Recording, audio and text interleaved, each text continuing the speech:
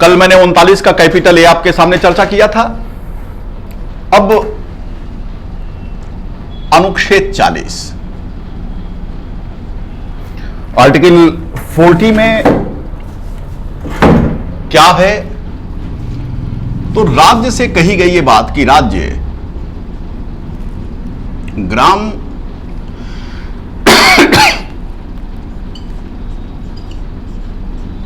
पंचायतों के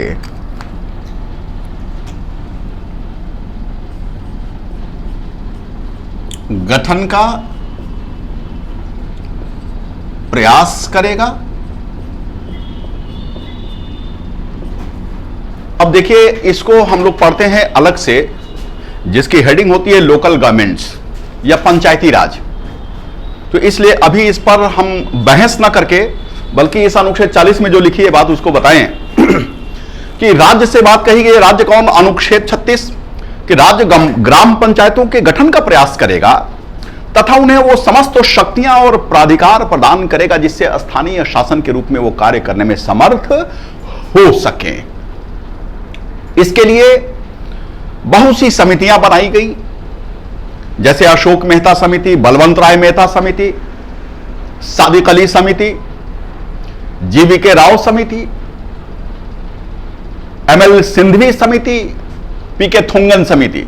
तो मैं कोशिश ये करूंगा कि इसका अलग से मैं एक लेक्चर जो है आपको 1.5 घंटे का 2 घंटे का बना के पंचायती राज का दे दूंगा।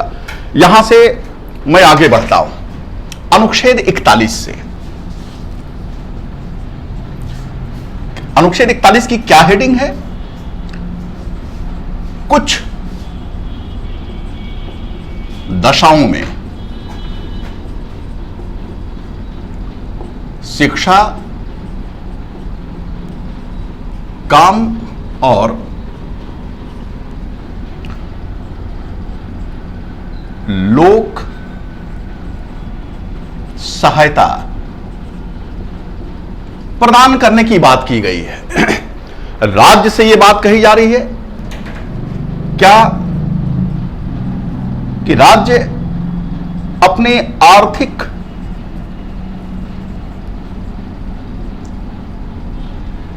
सामर्थ्य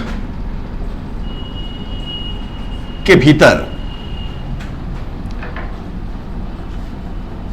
काम पाने, शिक्षा पाने, बीमारी, गरीबी,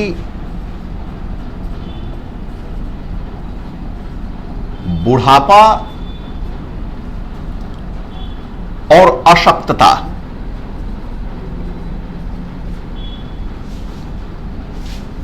के अभाव में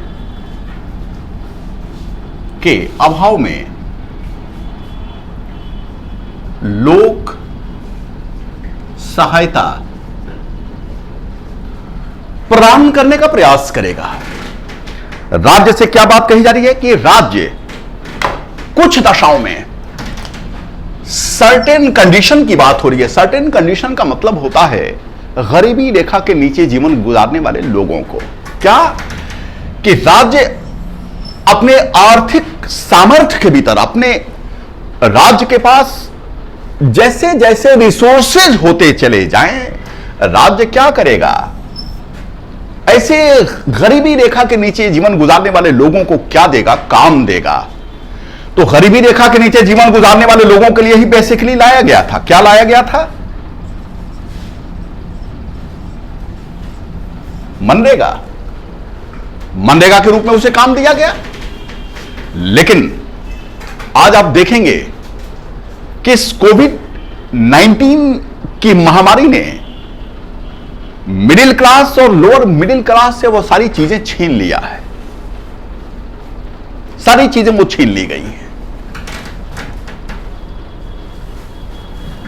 शिक्षा देने की बात हुई है कि राज्य क्या करे कि ऐसे गरीब लोगों को शिक्षा दे। तो एजुकेशन के बारे में मालूम है आपको कि 6 वर्ष से ज्यादा और 14 वर्ष से कम उम्र के बच्चों को फ्री में एजुकेशन तो दी ही जा रही है। इस 14 वर्ष से ज्यादा के जो गरीब बच्चे हैं, गरीबी रेखा से नीचे जीवन गुजारने वाले बच्चे हैं, उनको स्कॉलरशिप भी दी जाती है। बीमारी, गरीबी, बुढ़ापा या अशक्तता के अभाव में लोक सहायता प्रदान करने का प्रयास करेगा। यानी राज्य क्या करेगा कि यदि कोई बीमार है, गरीब है, बुजुर्ग है, तो वैसे लोगों को राज्य लोक सहायता, पब्लिक एड प्रोवाइड करेगा। जैसे वृद्धावस्था पेंशन शुरू किया गया है। जो वृद्धावस्था पेंशन दिया जाता है वह वृद्धावस्था पेंशन अनुच्छेद 41 को बयान करता है। याद रखिएगा, सिविल सर्विसेज में अनुच्छेद को आधार बनाकर ही सरकार के द्वारा जारी किए गए सामाजिक कल्याण की जो सेवाएं, योजनाएं हैं, वो पूछेगा आपसे। तो कम से कम हम वो कर सकें कि जो वृद्धावस्था पेंशन है,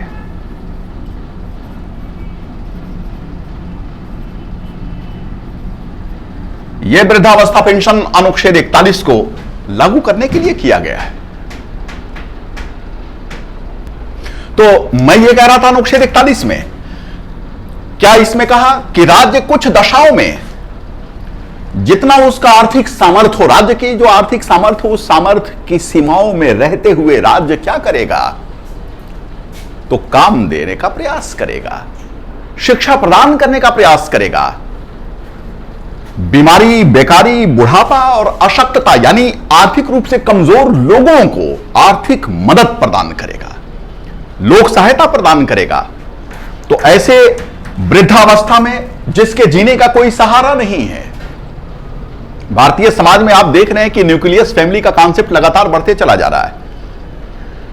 5 बच्चों को, 10 बच्चों को मां बाप पाल लेते हैं, अपने नहीं खाते, लेकिन वही 10 बच्चे अपने बूढ़े मां बाप की परवरिश नहीं कर पा रहे हैं। रोजगार पाते, पढ़ाई के नाम पर बच्चों को शहरों में रखते हैं, और वो जो बूढ़े मां बाप जिन्होंने कष्ट सहकर परवरिश की है, उनके जीने का कोई सहारा नहीं। तो राज्य से यह बात कही गई कि राज्य क्या करेगा? ऐसी दशाओं में उसे लोक सहायता प्रदान करने का प्रयास करेगा।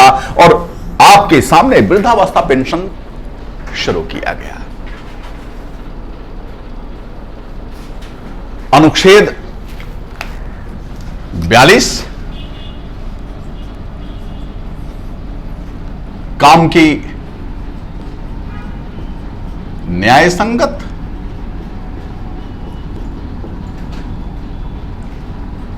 और मानवोचित दशा का होना तथा प्रसूति सहायता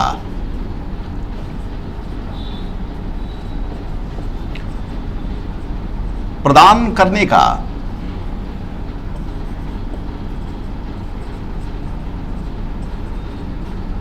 प्रयास करेगा। देखिए, इसमें भी 3 बातें कि अगर गरीबी रेखा के नीचे जीवन गुजारने वाले लोग, जिनके जीने का कोई सहारा नहीं, उनको क्या चाहिए? काम चाहिए। तो अगर उनको काम दिया जा रहा है तो काम करने की कंडीशन कैसा होना चाहिए? जस्टिसेबल होना चाहिए, न्यायसंगत होना चाहिए, यानी मनमानी नहीं होना चाहिए। जिस जगह पर वह कार्य कर रहा है, कार्य करने की दशा गरिमा युक्त होनी चाहिए। काम करने का समय निश्चित होना चाहिए। न केवल काम करने का समय निश्चित होना चाहिए, बल्कि मनमाना काम नहीं लिया जाना चाहिए। मानवोचित दशा, मानवोचित दशा कि वह मजदूर से पहले एक मानव है। जिस फैक्ट्री में काम कर रहा है, जिस स्थान पर काम कर रहा है, वहां का पर्यावरण स्वच्छ होना चाहिए। मशीन के कल पुर्जे नए होने चाहिए, क्योंकि अगर पुराने होंगे तो जोखिम की संभावना ज्यादा होगी। मानवोचित दशा है। पानी पीने के लिए शुद्ध पेयजल होना चाहिए। साथ ही साथ मैटरनिटी रिलीफ देने की बात हुई है, प्रसूति सहायता प्रदान करने की बात। और आज यह चल रहा है, क्या प्रोग्राम चल रहा है कि 2 बच्चा होने पर 26 सप्ताह का अवकाश, यानी काम करने वाली अगर महिला है और वो कार्य कर रही है और उस दौरान उसके बच्चे की पैदाइश हो तो काम नहीं कर सकती, तो न केवल उसे मजदूरी दी जाएगी बल्कि उसे 26 सप्ताह का अवकाश दिया जाएगा। यह 26 सप्ताह का अवकाश उस महिला के लिए, उस महिला कर्मकार के लिए है जिसके कितने बच्चे हैं? 2 बच्चे, और 2 से ज्यादा बच्चों की अगर पैदाइश होती है, 2 से अधिक बच्चों के जन्म होने पर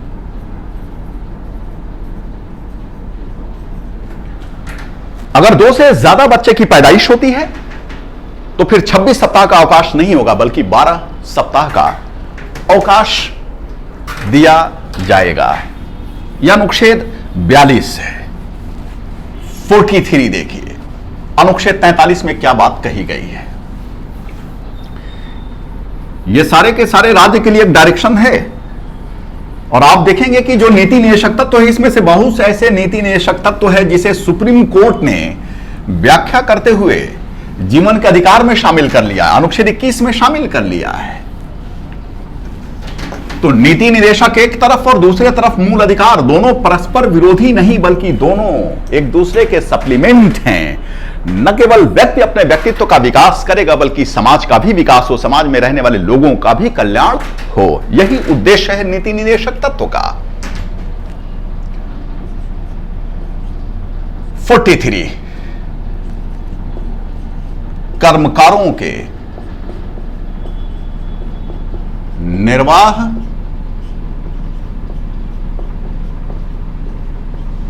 मजदूरी, कर्मकारों के निर्वाह मजदूरी, यह अनुच्छेद 43 की हेडिंग है। अब क्या कह रहा है कि राज्य उपयुक्त विधान, राज्य उपयुक्त विधान या आर्थिक संगठन द्वारा या किसी अन्य रीति से कृषि के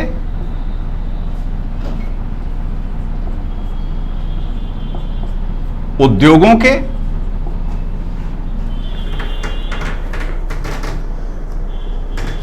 कृषि के उद्योगों के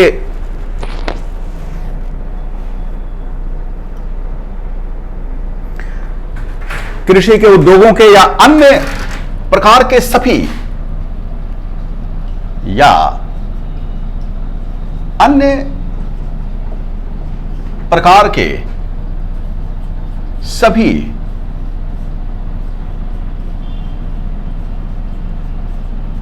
कर्मकारों, देखिए सारे के सारे मजदूरों की बात हो रही है, अन्य सभी प्रकार के कर्मकारों को काम,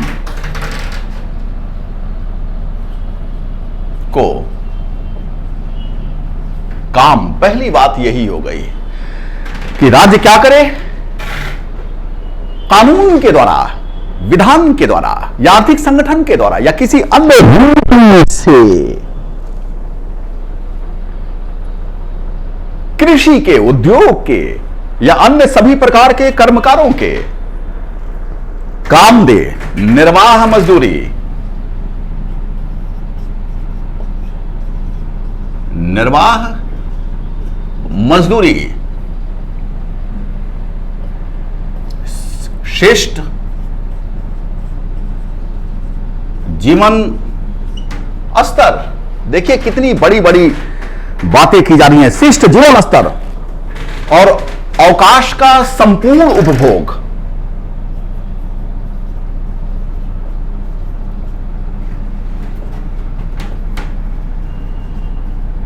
संपूर्ण उपभोग, अवकाश का संपूर्ण उपभोग सुनिश्चित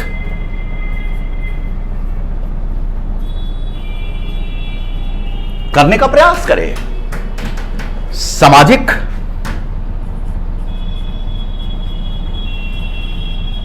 एवं सांस्कृतिक अवसरों का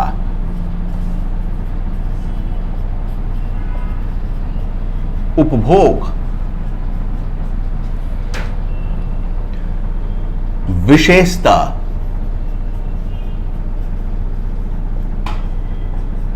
ग्रामों में व्यक्तिगत एवं सहकारी स्तर पर कुटीर उद्योगों को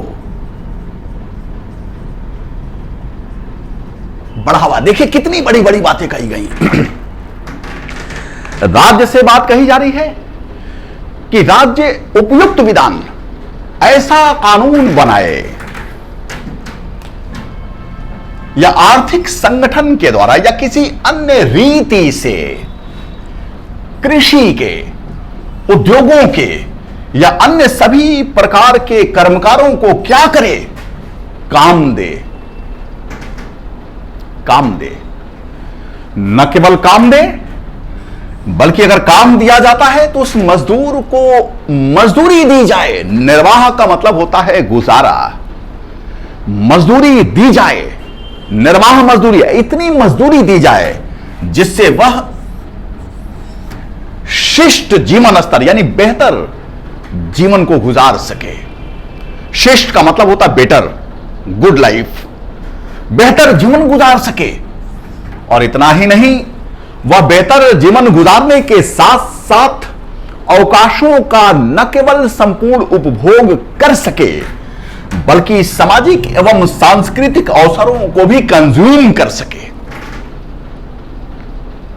अब आप सोचिए यहां पर कि क्या राज्य ने ऐसा कोई कानून बनाया है जिससे सभी प्रकार के कर्मकारों को काम मिला? और अगर हमने मान लिया कि हाँ उसने काम करने के लिए कानून बना दिया कि काम मिल गया मजदूरों को, अब उस मजदूर को अगर काम मिला है तो बदले में जो मजदूरी दी जाती है 475 रुपया प्रतिदिन है। मिनिमम वेजेस जो है हमारे वहां, न्यूनतम मजदूरी दर 475 रुपया। क्या एक मजदूर को न्यूनतम मजदूरी मिलती है? क्या उद्योगों में काम करने वाले या कृषि में काम करने वाले जो मजदूर हैं उन मजदूरों की इतनी मजदूरी मिलती है कि वह एक बेहतर जीवन गुजार सकें? और जो अवकाश मिलता है उस अवकाश का मजा ले सकें? इतना पैसा नहीं मिलता कि वह बेहतर जीवन गुजार सके, अपने परिवार का पालन पोषण बेहतर ढंग से कर सकें। इतनी भी मजदूरी नहीं दी जाती है।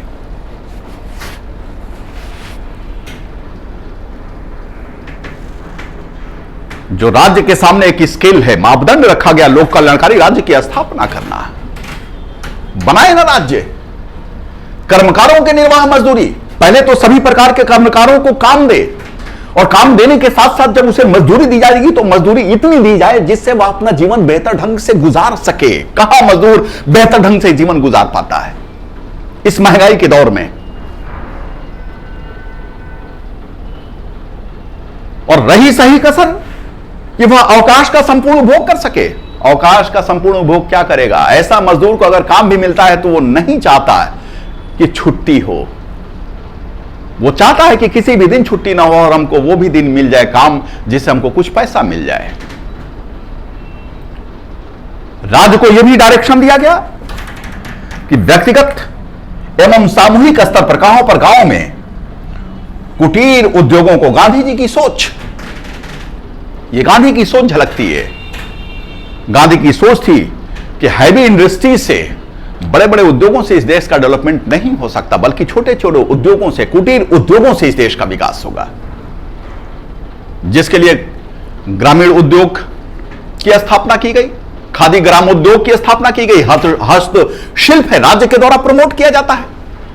देखते होंगे राज्यों में हस्तशिल्प मेला लगता है। यह कुटीर उद्योगों को बढ़ावा देने के लिए लगातार प्रयास किया जाता है। यह अनुच्छेद 43 है। इसी अनुच्छेद 43 में 43 में एक कैपिटल ए भी जोड़ा गया।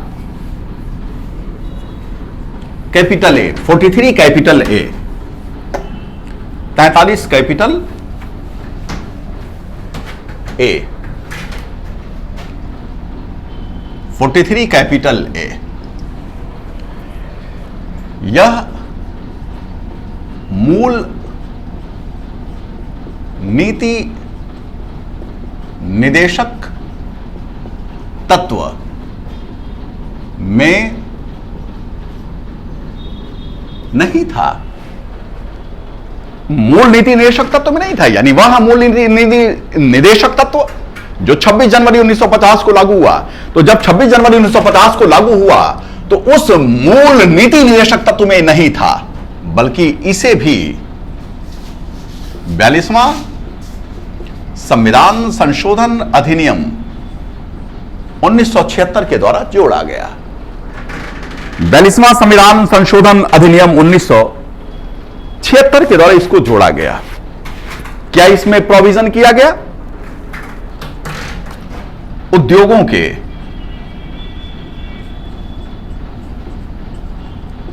प्रबंध में मजदूरों की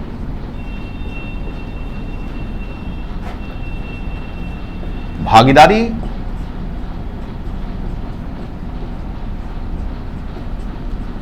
सुनिश्चित करना, यह भी राज्य को एक लक्ष्य दिया गया।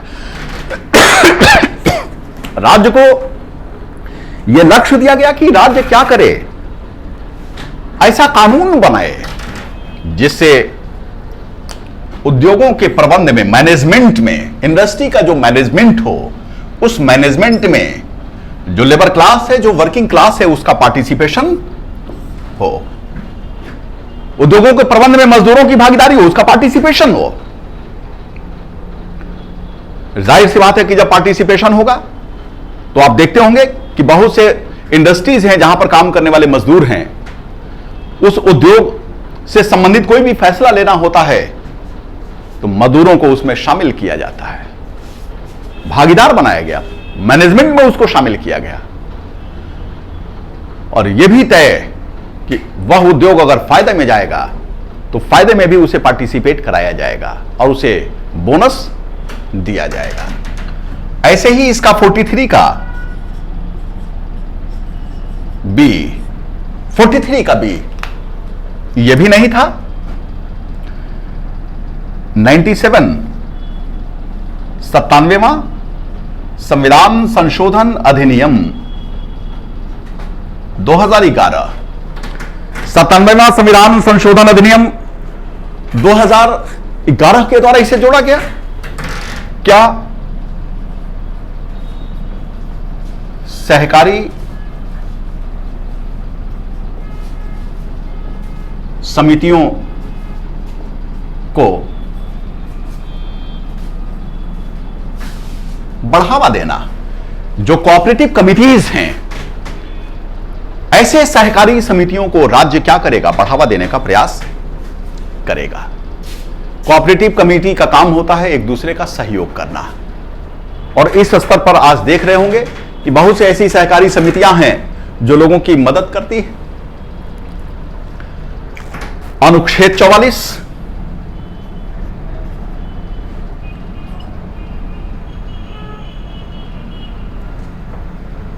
सभी नागरिकों के लिए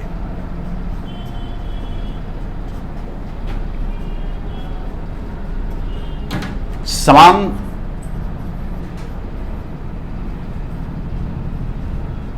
आचार संहिता लागू करने की बात की गई। राज्य को यह डायरेक्शन दिया गया कि राज्य इस देश में रहने वाले सारे नागरिकों के लिए एक समान नागरिक आचार संहिता, यूनिफॉर्म सिविल कोड जिसको कहते हैं। सरला मुदगल का केस था, Sarla Mudgal versus Union of India.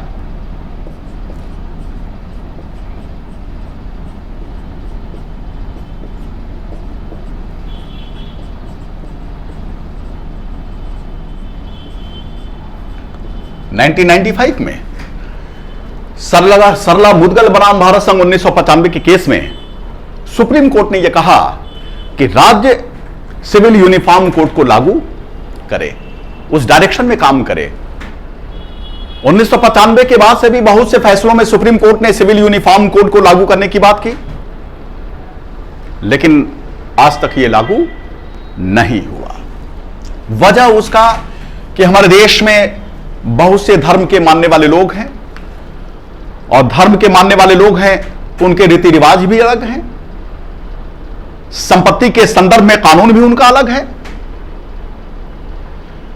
तो यहां पर यह बात कही जा सकती है कि जिन पहलू पर हिंदू, मुस्लिम, सिख, ईसाई एक साथ नहीं हो सकते, एक जैसा उनके लिए कानून नहीं हो सकता, लेकिन जिस पहलू पर हम एक जैसे कानून को मान सकते हैं उस पहलू पर हम आगे बढ़ें, और बाकी जिस विषय को लेकर विवाद हो उस विवाद को दूर करने के लिए नेगोशिएशन किया जाए। यानी विभिन्न धर्म के मानने वाले जो प्रतिनिधित्व करता होंगे उनको एक मंच पर बैठाया जाए, जिससे समान नागरिक आचार संहिता को लागू करने का प्रयास जारी रखा जाए।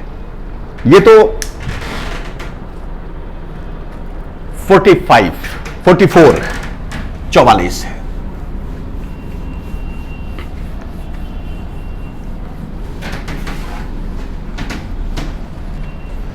अनुच्छेद 45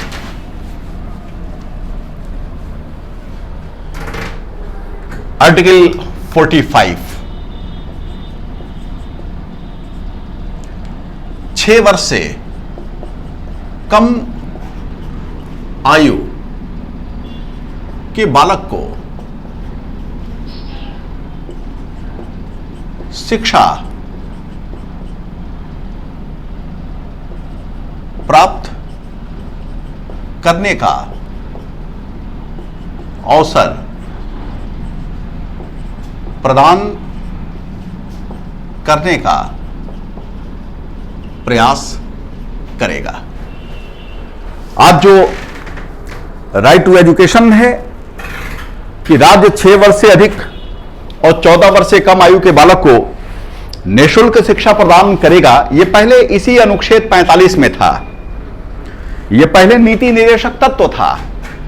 इसी अनुच्छेद 45 में यह बात लिखी गई थी कि राज्य 6 वर्ष से अधिक और 14 वर्ष से कम उम्र के बालक को निःशुल्क शिक्षा प्रदान करने का प्रयास करेगा। उसने प्रयास किया और यही संशोधन हुआ। 86वां संविधान संशोधन अधिनियम 2003, और इसी संशोधन के द्वारा आपको मैंने पढ़ाया है 21 कैपिटल ए जोड़ा गया, यानी शिक्षा के अधिकार को मूल अधिकार बना दिया गया।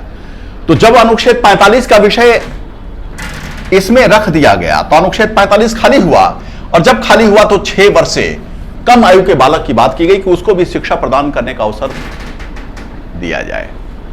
आज इनको भी दिया जाता है। जो आंगनबाड़ी होता है हमारा, वहां पर 6 वर्ष से कम आयु के बच्चों को भेजा जाता है। आर्टिकल 46 अनुसूचित जाति, अनुसूचित जनजाति तथा समाज के दुर्बल वर्गों की शिक्षा व उनके अर्थ संबंधी हितों का पक्ष पोषण करने का प्रयास करेगा। कौन प्रयास करेगा? राज्य प्रयास करेगा। क्या प्रयास करेगा? कि जो अनुसूचित जाति जनजाति के लोग हैं, जो समाज में वीकर क्लास हैं, शेड्यूल कास्ट और शेड्यूल ट्राइब के साथ साथ जो सोसाइटी में वीकर क्लास के लोग हैं, उनकी शिक्षा की व्यवस्था राज्य करेगा। और याद होगा कि जब मैं फंडामेंटल राइट्स शुरू किया था तो ये वही 46 था जिसके तहत मद्रास की सरकार ने मेडिकल कॉलेज में प्रवेश हेतु SC ST और वीकर क्लास को रिजर्वेशन दिया था। जब रिजर्वेशन दिया तो उससे मूल अधिकार प्रभावित हुआ, और जब मूल अधिकार प्रभावित हुआ तो चंपकम दोराई राजन ने मद्रास सरकार के खिलाफ सुप्रीम कोर्ट में वाद दायर किया। यह वही अनुच्छेद 46 है जिसे सुप्रीम कोर्ट ने मद्रास सरकार के द्वारा दिए जा रहे रिजर्वेशन को, आरक्षण को सुप्रीम कोर्ट के द्वारा अविधिमान्य कर दिया गया, अवैध घोषित कर दिया गया। और जैसे ही अवैध घोषित किया गया, भारत सरकार ने तुरंत पहला संविधान संशोधन अधिनियम 1951 के द्वारा 15 में सेक्शन 4 जोड़ दिया और सरकारी स्कूल कॉलेजों में शिक्षा, सरकारी स्कूल कॉलेजों में एजुकेशन के लिए, ओबीसी के लिए, SC ST के लिए आरक्षण का प्रावधान कर दिया गया। और वर्तमान समय में देखेंगे तो समाज में जो दुर्बल वर्ग हैं, जो वीकर क्लास है, वीकर क्लास यानी सवर्णों में जो वीकर क्लास है, जिसकी इनकम प्रति वर्ष 8 लाख रुपया से कम है, उसको भी आज शैक्षणिक संस्थाओं में आरक्षण दिया जा रहा है। तो राज्य अनुसूचित जाति जनजाति तथा समाज के दुर्बल वर्गों की शिक्षा की ही व्यवस्था न करे, बल्कि उनके अर्थ संबंधी हित यानी उनका आर्थिक हित जिससे जुड़ा हुआ है उसको क्या करे? न केवल प्रिजर्व करे बल्कि मेंटेन भी करे, पक्ष पोषण मेंटेन करने का प्रयास करे।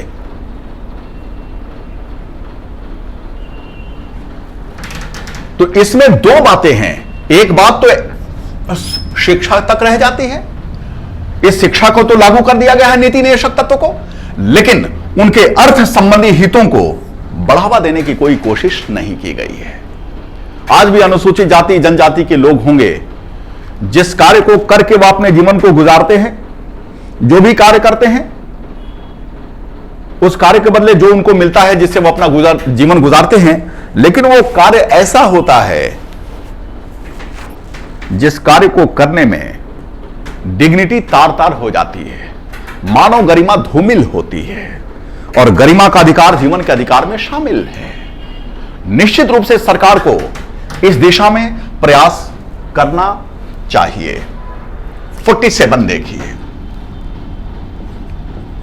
अनुच्छेद 47 पोषाहार स्तर,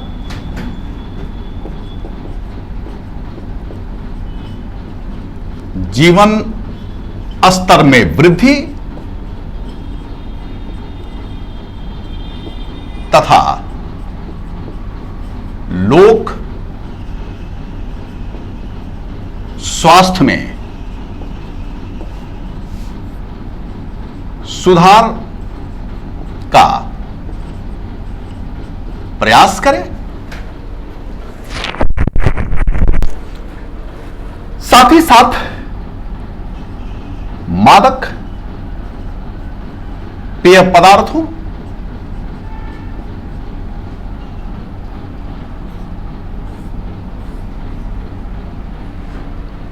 मादक पेय पदार्थों यानी शराब पर रोक लगाए, यह भी प्रयास करने की बात कही गई है। पहली बात हम चर्चा करें कि इस अनुच्छेद 47 में भी 3 बातें की गई हैं। राज्य क्या करे? पोषाहार स्तर में वृद्धि यानी न्यूट्रिशन का जो लेवल है उस लेवल को बढ़ावा दे। पोषाहार स्तर आपको मालूम है,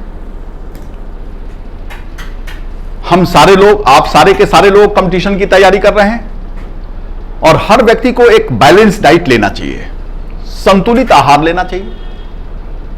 और संतुलित आहार में क्या कहा जाता है?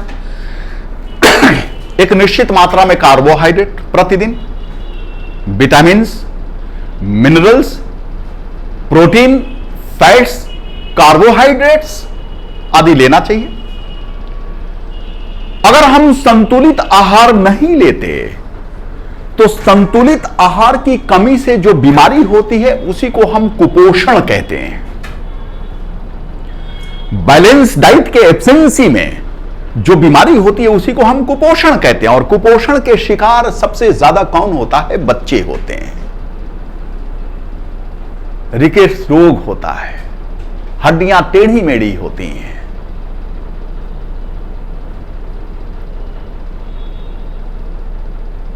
इस पोषाहार स्तर के लिए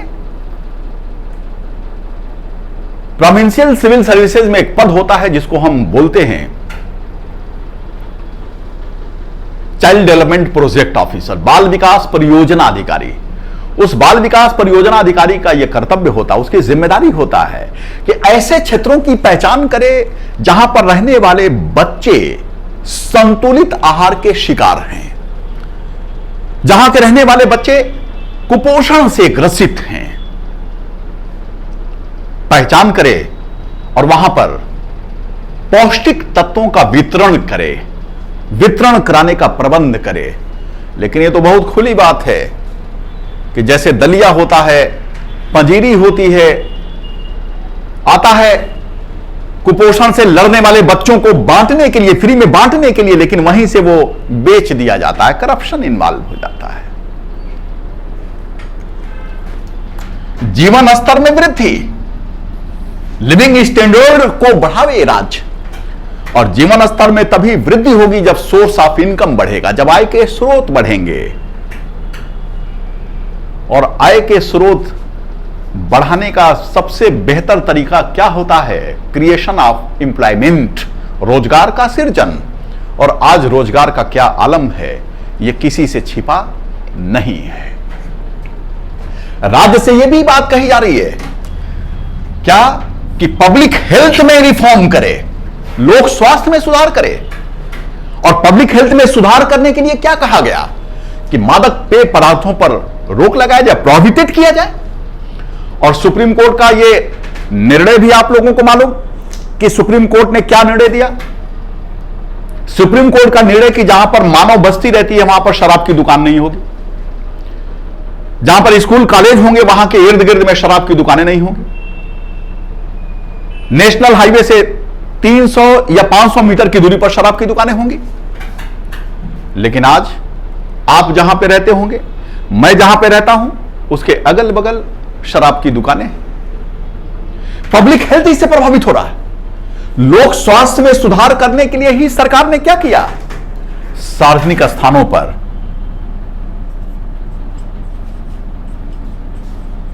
सार्वजनिक स्थानों पर धूम्रपान, शराब पीने पर रोक लगा दी गई। कि जो कॉमन प्लेसेस हैं जैसे रेलवे स्टेशन हो गया, बस अड्डा हो गया, ट्रेन हो गई, बसेस हो गए, ऐसे जगहों पर ना तो हम सिगरेट पी सकते हैं, ना ऐसे जगहों पर शराब पी सकते हैं। क्यों? पब्लिक हेल्थ में सुधार करना है।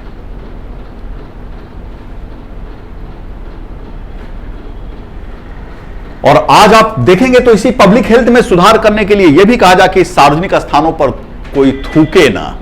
कोविड-19 की महामारी में यह भी एक आदेश है कि सार्वजनिक स्थानों पर थूकना मना किया गया है। उद्देश्य क्या है? पब्लिक हेल्थ में रिफॉर्म करने के लिए। यह अनुच्छेद 47 है, 47 है।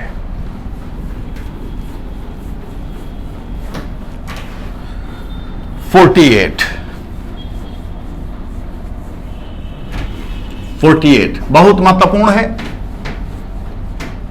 48 भी महत्वपूर्ण है।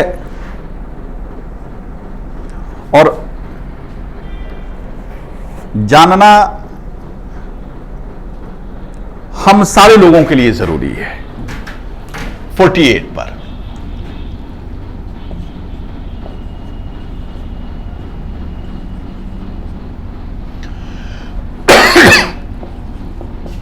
कृषि और पशुपालन का आधुनिक एवं वैज्ञानिक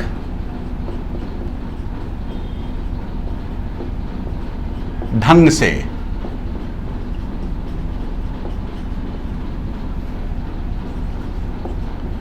विकास करना, गाय बछड़ों, गाय है, बछड़े हैं और जो दुधारू नस्ल के और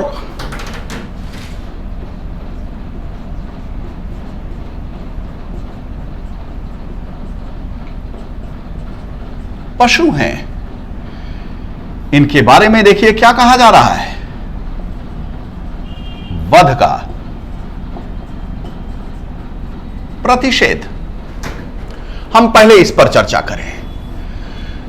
राज्य क्या करे? कृषि और पशुपालन का आधुनिक एवं वैज्ञानिक ढंग से विकास करने का प्रयास करे।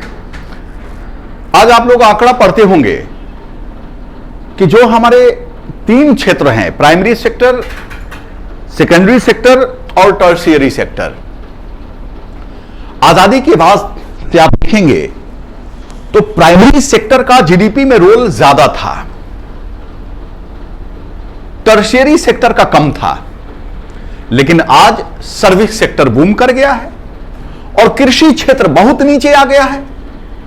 लेकिन वास्तविकता है कि भारतीय जनसंख्या का अधिकांश भाग इसी कृषि पर आधारित है। हमारे देश के पॉपुलेशन का अभी भी अधिकांश भाग इसी कृषि पर आधारित है। तो क्यों ना राज्य इस एग्रीकल्चर सेक्टर में साइंटिफिक अप्रोच लगाए, जिसके बहुत से फायदे होंगे कि गांव में रहने वाले लोग, भारत हमारा गांव में बसता है, गांव में रहने वाले लोग जब कृषि कार्य करेंगे, उत्पादकता होगी और उनको बेहतर मुनाफा होगा। गांव के रहने वाले लोगों को गांव में ही अगर काम मिल जाएगा तो फिर वो शहरों के तरफ पलायन क्यों करेंगे, वह सिटी की ओर फ्लाइट क्यों करेंगे? और जब शहरों के उनका पलायन होगा तो निश्चित रूप से शहरों पर भी पॉपुलेशन का बोझ होगा, जनसंख्या का भार होगा। उसी रेशियो में शहरों में भी बेकारी बढ़ेगी। तो राज्य से कहा गया कि राज्य कृषि में आधुनिक और वैज्ञानिक ढंग से विकास करे। इसके संदर्भ में 1945 में पश्चिमी बंगाल में अकाल आया था, बहुत भयानक अकाल था। आधुनिक भारत के इतिहास का बहुत भयानक अकाल कहा जाता है उसको।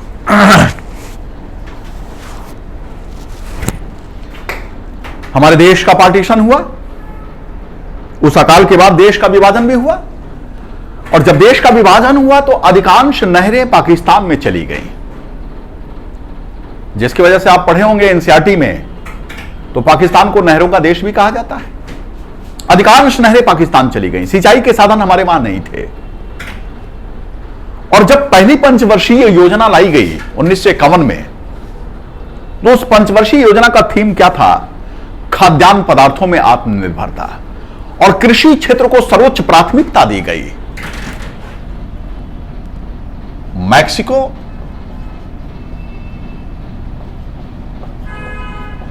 निवासी नॉर्मन ई बोरलॉग का भारत दौरा हुआ। बहुत बड़े कृषि वैज्ञानिक भी गुजरे हैं और इनको नोबेल प्राइज भी मिल चुका है। अब जब पंचवर्षीय योजना लागू हुई तो कृषि क्षेत्रों को सर्वोच्च प्राथमिकता दी गई।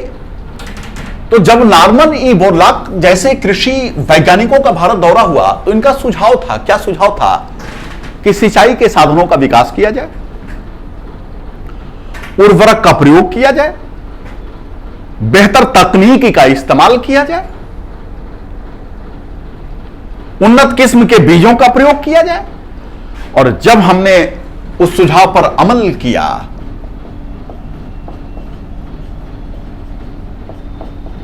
तो हरित क्रांति हुई। भारत में डॉक्टर एम.एस. स्वामीनाथन,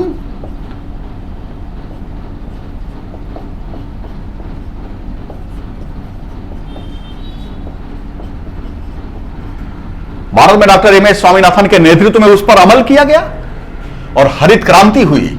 और इस हरित क्रांति जो सबसे ज्यादा लाभान्वित होने वाले स्टेट थे वो पंजाब, राजस्थान था और उत्तर प्रदेश भी था। तो गेहूं, हरित क्रांति से सबसे ज्यादा फायदा किस फसल को हुआ? गेहूं को। अब जरूरी था कि अन्य क्रॉप में भी रिवॉल्यूशन किया जाए। आप देखेंगे पीली क्रांति, नीली क्रांति, गुलाबी क्रांति, रेनबो रिवॉल्यूशन। और नतीजा यह है कि आज हम खाद्यान्न पदार्थों में आत्मनिर्भर हो चुके हैं। आज हमारा देश फूड ग्रेन के मामले में आत्मनिर्भर हो चुका है। लेकिन कहीं ना कहीं सुनेंगे आप कि खाद्यान्न के अभाव में किसी न किसी की मौत हो गई। तो खाद्यान्न के अभाव में मौत नहीं होती है, खाद्यान्न मौजूद है, समस्या वितरण की है, डिस्ट्रीब्यूशन की है। दूसरा सेक्टर आपके सामने, पशुपालन में भी साइंटिफिक अप्रोच अप्लाई किया जाए जिससे उसका डेवलपमेंट हो। पशुधन के मामले में गाय, बैल, भैंस, बकरा, बकरी के मामले में भारत विश्व में नंबर 1, पशुधन के मामले में हम विश्व में 1। इसमें भी हमने आधुनिक तरीका अपनाया और उस आधुनिक तरीके की शुरुआत किसने किया? वर्गीज कुरियन ने। कहां पर? गुजरात में। इन्होंने 3 स्टेप पर operation flood scheme, first operation flood scheme, second operation flood scheme, third चलाया। और नतीजा यह हुआ कि हम दुग्ध उत्पादन में भी एक ऐसा समय आया जब भारत दुग्ध उत्पादन में पहले नंबर पर चला गया। वर्तमान समय के आंकड़ा में हम पहले से नीचे आ चुके हैं।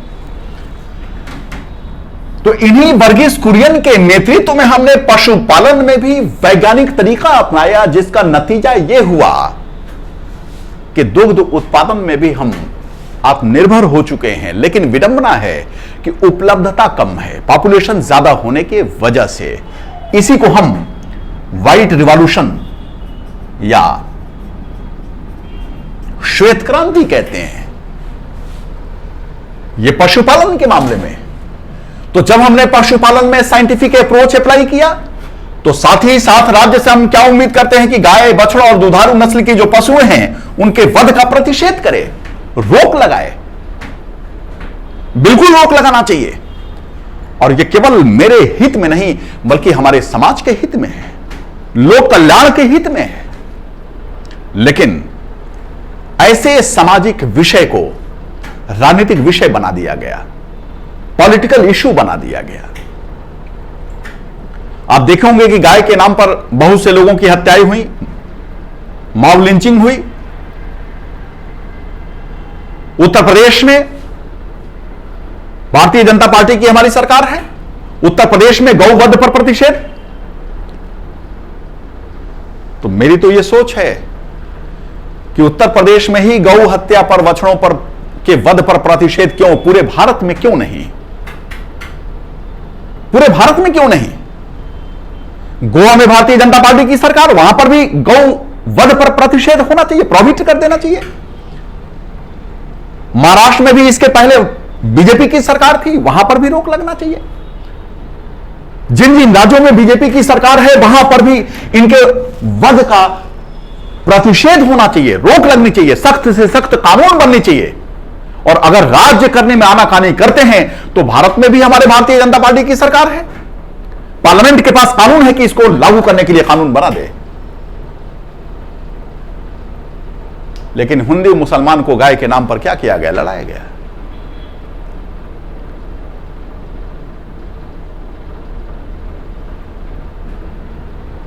मान लीजिए कि रोक लगा दी गई, मैं गाय का वध नहीं करूंगा, कोई भी गाय का वध नहीं करेगा।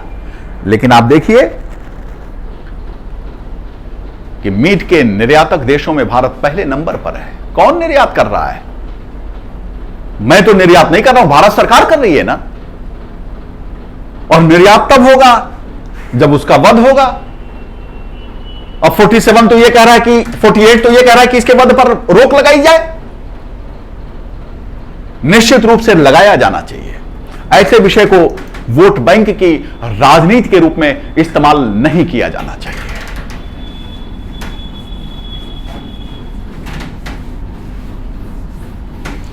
अड़तालीस में कैपिटल ए जोड़ा गया।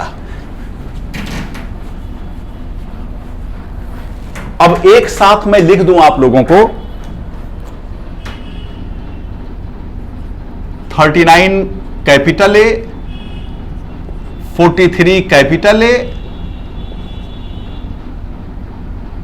48 कैपिटल ए। ये तीनों के तीनों 42वां संविधान संशोधन अधिनियम 1976 के द्वारा जोड़े गए। यानी ओरिजिनल डीपीएसपी में ये तीनों नहीं थे। यूपीएससी का पेपर आप उठा के देखेंगे तो देखिएगा ये सवाल पूछा हुआ है कि निम्न में से कौन नीति निदेशक तत्व है जिसे 42वां संविधान संशोधन अधिनियम 1976 के द्वारा जोड़ा गया। तो नंबर ऑफ आर्टिकल नहीं पूछेगा आपसे, सब्जेक्ट पूछेगा। और सब्जेक्ट मैंने आपके सामने लिखा, फिर एक बार दोहरा दूं। 39 कैपिटल ए में फ्री लीगल एड के बारे में यानी निःशुल्क विधिक सहायता देने की बात हुई है। 43 कैपिटल ए में उद्योगों के प्रबंध में मजदूरों की भागीदारी की बात की गई है। और 48 कैपिटल ए में पर्यावरण की रक्षा एवं संवर्धन का प्रयास करेगा। इसी में है वन एवं वन्य जीव संरक्षण। याद रहे 48 कैपिटल ए का यह सवाल भी हमसे यूपीएससी में और यूपी पीसीएस में भी पूछ चुका है कि wild and wild life protection क्या है, वन एवं वन्य जीव संरक्षण क्या है, wild and wild life protection क्या है, नीति निदेशक तत्व है। किस आर्टिकल में इसका प्रोविजन है? 48 कैपिटल ए, 48 कैपिटल ए। अब इस पर्यावरण की रक्षा एवं संवर्धन न केवल रक्षा की बात की गई है बल्कि इसको बढ़ावा देने की बात भी की गई है। संवर्धन का मतलब होता है उसको एग्रीगेट करना और बढ़ावा देना। आज पूरे विश्व के सामने क्या समस्या है आपको मालूम है। लगातार पॉल्यूशन बढ़ते चला जा रहा है, प्रदूषण पे प्रदूषण बढ़ रहा है। किस नाम पर? विकास के नाम पर।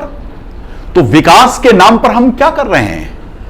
आगे आने वाली नस्लों को उपहार के रूप में हम पॉल्यूशन गिफ्ट कर रहे हैं। जब प्रदूषण होगा तो right to personal liberty violate होगी। क्यों? क्योंकि सुप्रीम कोर्ट के निर्णय के अनुसार स्वच्छ पर्यावरण का अधिकार जीवन के अधिकार में शामिल है। इस पर्यावरण को, स्वच्छ पर्यावरण के अधिकार को जीवन के अधिकार में शामिल कर लिया गया, यानी मूल अधिकार बना दिया गया। उसके बाद से भी सुप्रीम कोर्ट ने निर्णय, और उसी सुप्रीम कोर्ट के निर्णय की अनुसार बड़े बड़े शहरों में आप देख रहे होंगे कि डीजल से चलने वाली बसें रोक दी गई, सीएनजी वाली बसें चल रही।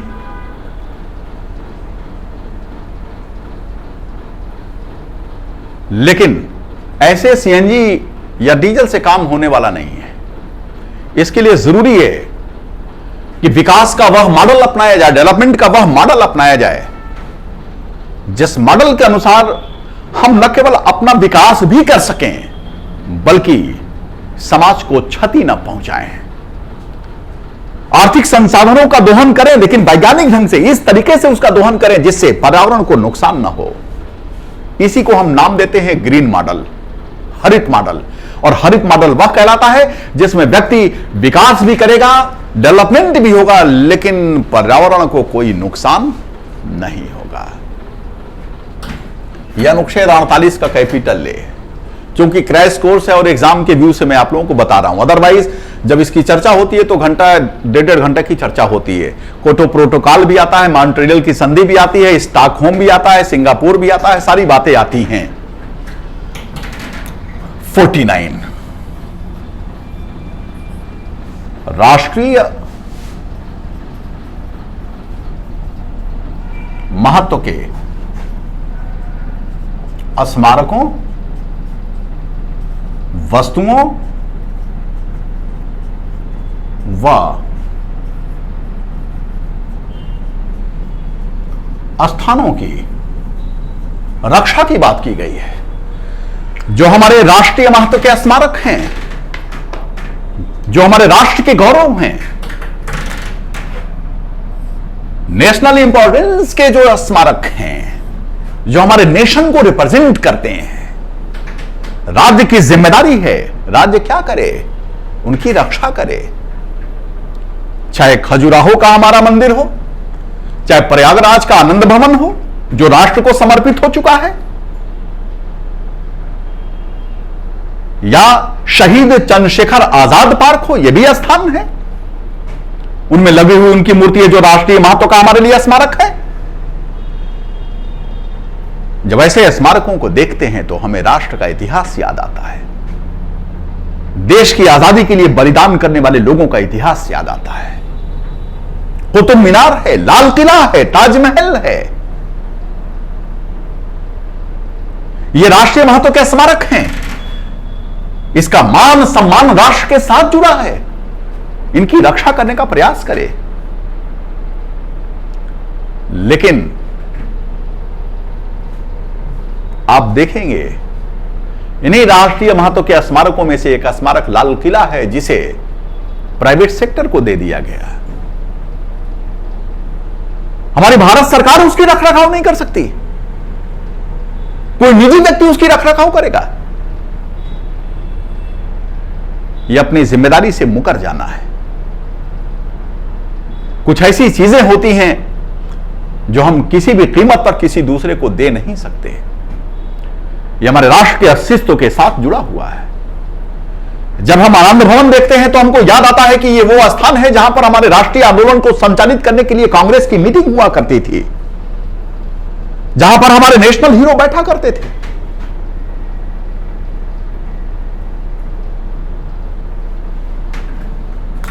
वस्तुएं हैं, वस्तुएं हैं।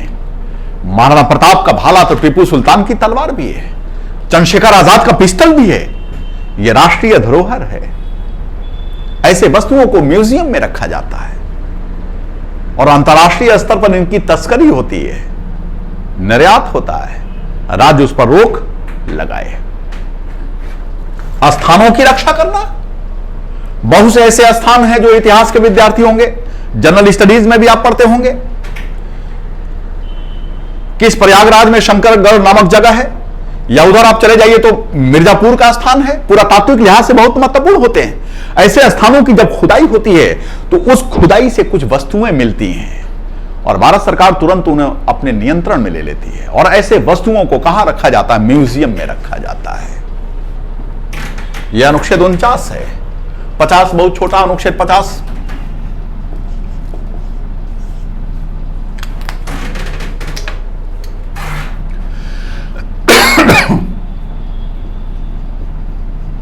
कार्यपालिका को न्यायपालिका से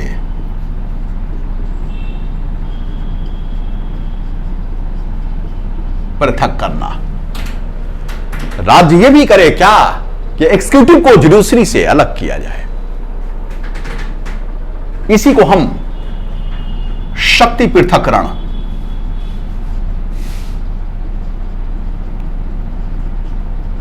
separation of power,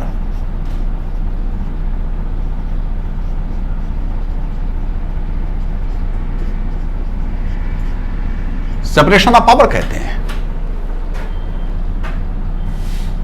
separation of power कहते हैं, शक्तियों का पृथक्करण कहते हैं। शक्ति पृथक्करण क्या है? सरकार के 3 पार्ट होते हैं, लेजिस्लेचर, एक्जीक्यूटिव और जुडिशरी, व्यवस्थापिका, कार्यपालिका और न्यायपालिका। व्यवस्थापिका का काम क्या है? कानून बनाना। कार्यपालिका का काम क्या है?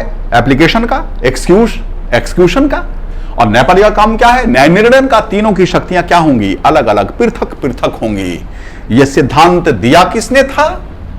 मॉन्टेस्क्यू ने।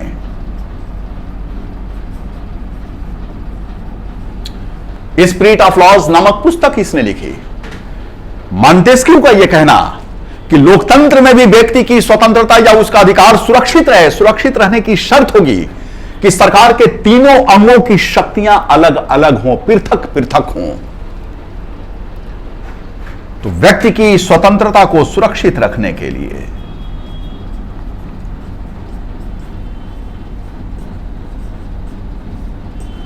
व्यक्ति की स्वतंत्रता को सुरक्षित रखने के लिए ही मॉन्टेस्क्यू ने सेपरेशन ऑफ पावर की थियरी दिया था। वह संयुक्त राज्य अमेरिका में भी है और हमारे देश में भी शक्ति पृथक्करण का सिद्धांत है, जिसे सुप्रीम कोर्ट ने बेसिक स्ट्रक्चर में शामिल किया है। तो यह अनुच्छेद 50 से कभी भी पूछे कि सेपरेशन ऑफ पावर का प्रोविजन किस अनुच्छेद में है? अनुच्छेद 50 में। क्या है? नीति निदेशक तत्व। और इसे सर्वोच्च न्यायालय ने मूलभूत ढांचे में भी शामिल किया है। अब रही बात आखिरी अनुच्छेद की, नीति निदेशक तत्व के संदर्भ में आज आखिरी अनुच्छेद।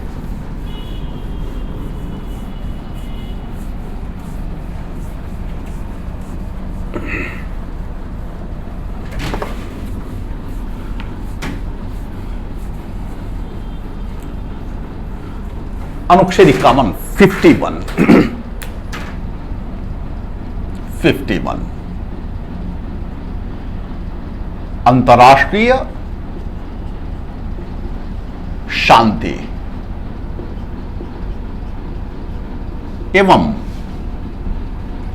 सुरक्षा की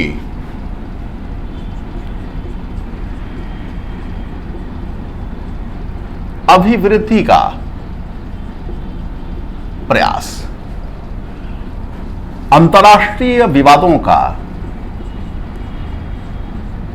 अंतर्राष्ट्रीय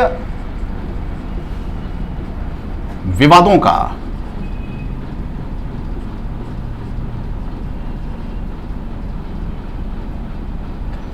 मध्यस्थम द्वारा समाधान।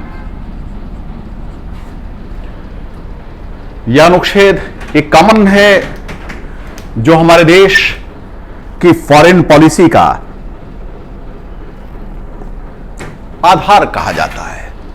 हमारे देश की जो विदेश नीति है, उस विदेश नीति का पहला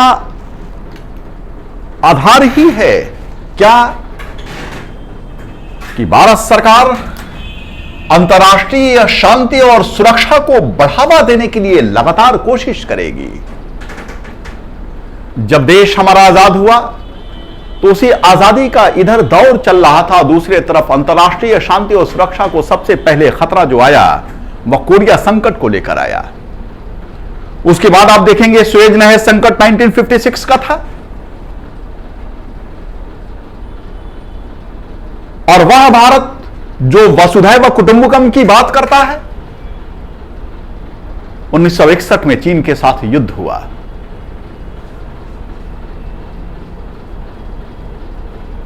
उसके बाद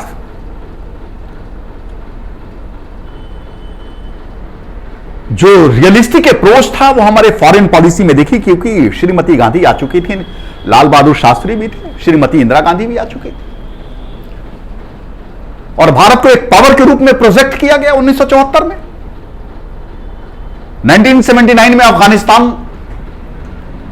में जब सोवियत संघ की सेना ने हस्तक्षेप किया उसका भी हमने विरोध किया।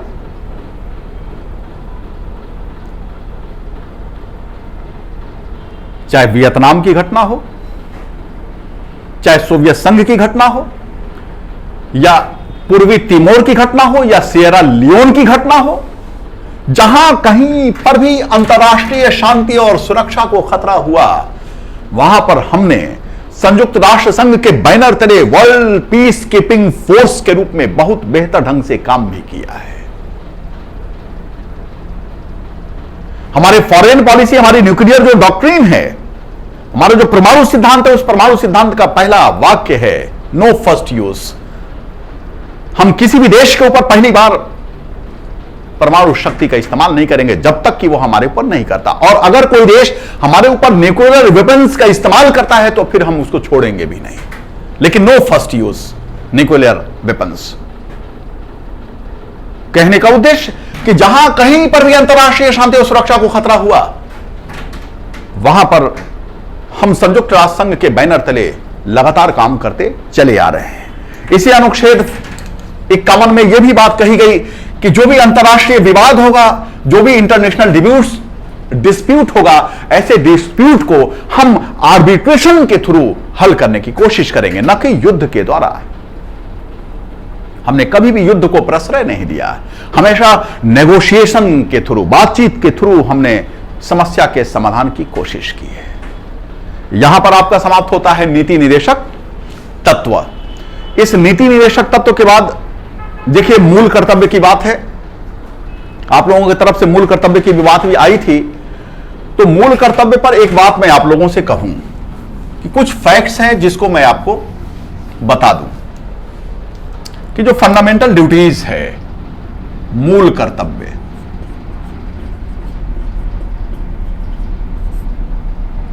यह मूल कर्तव्य पहले नहीं था, ओरिजिनल कॉन्स्टिट्यूशन में नहीं था। स्वर्ण सिंह समिति बनाई गई थी।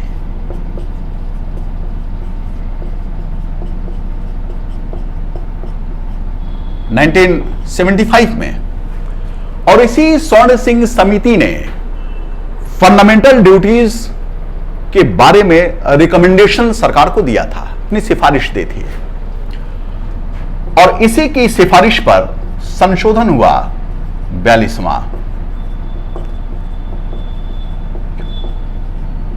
और इस 42वें संविधान संशोधन अधिनियम के द्वारा अनुच्छेद 51 कैपिटल ए और भाग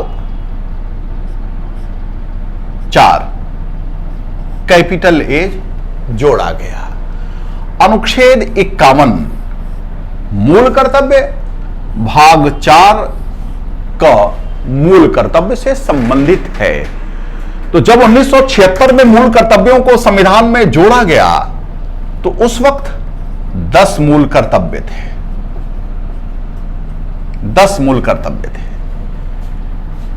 86वां संविधान संशोधन अधिनियम 2003 के द्वारा 11वां मूल कर्तव्य शामिल किया गया। क्या? तो मैं आपको सीक्वेंस से सुना देता हूं मूल कर्तव्यों के बारे में, कि एक सीक्वेंस की बात मैं कर दूं, क्योंकि कभी भी पूछे आपसे कि स्वर्ण सिंह समिति किससे संबंधित है, फंडामेंटल ड्यूटीज से। किस अमेंडमेंट के थ्रू फंडामेंटल ड्यूटीज को जोड़ा गया? 42वां संशोधन। किसकी सरकार थी? श्रीमती गांधी की सरकार थी। अब इसके बाद जो 11 मूल कर्तव्य है, उस 11वें मूल कर्तव्य से संबंधित अगर कोई सवाल पूछ रहा है प्रारंभिक परीक्षा में, तो हम में से वही एस्पिरेंट्स, वही प्रतियोगी उस सवाल का सही जवाब दे पाएंगे जिनको पूरा का पूरा मूल कर्तव्य याद होगा। तो कम से कम मेरे कहने से मूल कर्तव्य एक बार याद अगर कर लें आप तो बहुत बेहतर होगा। इंटरव्यू में भी काम करता है, और मेंस के एग्जाम में भी कभी अगर मूल कर्तव्यों के महत्व के बारे में पूछेगा तो उसको भी आप लिख सकेंगे। अब यहां पर 1 से लेकर 11 तक मूल कर्तव्य की बात है, मैं कोशिश करता हूं आपके सामने। जो पहला मूल कर्तव्य है, क्या लिखता है? प्रत्येक नागरिक का यह मूल कर्तव्य होगा कि वह पहला भारत के संविधान का पालन करे, उसके आदर्शों, उसके संस्थाओं का सम्मान करे, राष्ट्रध्वज और राष्ट्रगान का सम्मान करे। यह पहला है। भारतीय संविधान का पालन करे, उसके आदर्शों, उसके संस्थाओं का पालन करे, सम्मान करे, राष्ट्रध्वज और राष्ट्रगान का आदर करे। दूसरा मूल कर्तव्य, हमारे राष्ट्रीय आंदोलन को प्रेरित करने वाले जो उच्च आदर्श हैं, नेशनल मूवमेंट को जो रेगुलेट करने वाले उच्च आदर्श, उनको अपने हृदय में संजोए रखे। भारत की प्रभुता और अखंडता की रक्षा करे, यह तीसरा है। चौथा, देश की रक्षा करे और आह्वान किए जाने पर राष्ट्र की सेवा करे। यह सीक्वेंस से आप सारे के सारे लोगों को याद करना है। पांचवा मूल कर्तव्य, देश के सभी लोगों में समरसता, देश के सभी लोगों में समरसता तथा भ्रातृत्व की भावना का विकास करे और ऐसी प्रथाओं का त्याग करे जो स्त्रियों के सम्मान के विरुद्ध। देश के सभी लोगों में समरसता तथा भ्रातृत्व की भावना का विकास करे और ऐसी प्रथाओं का त्याग करे जो स्त्रियों के सम्मान के विरुद्ध। छठा, हमारी सामाजिक संस्कृति, कंपोजिट कल्चर, हमारी सामाजिक संस्कृति की गौरवशाली परंपरा का महत्व समझे और उसे अक्षुण्ण रखे, बर्बाद ना होने दे। हमारे देश में मिली जुली संस्कृति रही है। सातवां, प्राकृतिक पर्यावरण की रक्षा करे। नीति निर्देशक तत्वों में पर्यावरण की रक्षा करने की बात की गई है और मूल कर्तव्यों में प्राकृतिक पर्यावरण, जिसमें नदी, झील, तालाब आता है, प्राकृतिक पर्यावरण की रक्षा करे और प्राणी मात्र के प्रति दया भाव रखे। आठवां, सार्वजनिक संपत्ति की रक्षा करे। जो कॉमन प्रॉपर्टी है, जो पब्लिक प्रॉपर्टी है, उसकी रक्षा करे और हिंसा से दूर रहे। नवा, वैज्ञानिक दृष्टिकोण अपनाए, मानववाद की भावना में सुधार करे। 10वां, व्यक्तिगत एवं सामूहिक गतिविधियों के प्रत्येक क्षेत्र में सतत आगे बढ़ने का प्रयास करे, जिससे राष्ट्र हमारा आदर्शों की नई ऊंचाइयों को छू सके। 11वां और आखिरी, कि प्रत्येक गार्जियन या संरक्षक का यह कर्तव्य है कि वह 6 वर्ष से कम आयु के बालक को शिक्षा का अवसर प्रदान करने का प्रयास करेगा। इसी के साथ मैं आप लोगों से विदा लेता हूं, इस उम्मीद के साथ कि इस टॉपिक से संबंधित प्रारंभिक परीक्षा में जो भी सवाल पूछे, यूपीएससी का जो एग्जाम 4 अक्टूबर को होने वाला है, उसमें जो भी सवाल पूछे, उन सवालों का जवाब आप सही ढंग से दे सकें। इसके लिए हमारी बहुत बहुत शुभकामनाएं।